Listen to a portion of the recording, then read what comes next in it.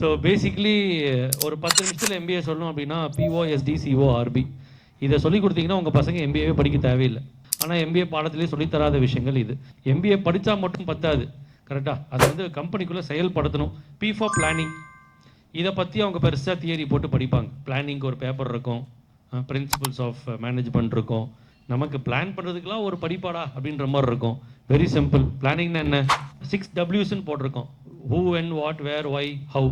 என்ன பண்ணும், ஏன் பண்ணும், எதுக்கு பண்ணும், யார் பண்ணும், எப்படி பண்ணும், இதை முன்கூட்டியே ஃபிக்ஸ் பண்ணிங்கன்னா அதுக்கு பேர் தான் planning. Go for organising.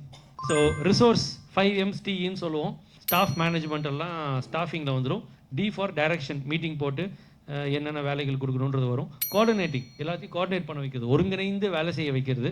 Reports கேட்காமலே வந்துச்சுன்னா அதுக்கு பேர் ரிப்போர்ட். கேட்டு கேட்டு வந்தால் அதுக்கு பேர் ப்ரெஷர். ஸோ அப்போ நம்ம கம்பெனியில் ரிப்போர்ட் வருதா, ஆட்டோமேட்டிக்காக அந்த டைமில் அடிக்கணும். பட்ஜெட்டிங் பற்றி நம்ம டீப்பாக ஆல்ரெடி சொல்லி கொடுத்துருக்கோம். நம்ம வரக்கூடிய அமௌண்ட்டை டிஃப்ரெண்ட்டாக பிரிச்சிடறோம். ஒரு 6 விதமாக பிரிச்சிடறோம். இவ்வளோ ரூபா வருதுன்னா ஆப்ரேஷன்ஸ்க்கு எவ்வளோ, எம்ப்ளாயிக்கு எவ்வளோ, மார்க்கெட்டிங்க்கு எவ்வளோ, ஓனருக்கு எவ்வளோ, ரீஇன்வெஸ்ட்மெண்ட்டுக்கு எவ்வளோன்னு சொல்லி அமௌண்ட்டே பிரிச்சிடறோம். இதுதான் ஆண்டர்ப்ரனருடைய மைண்ட் செட்.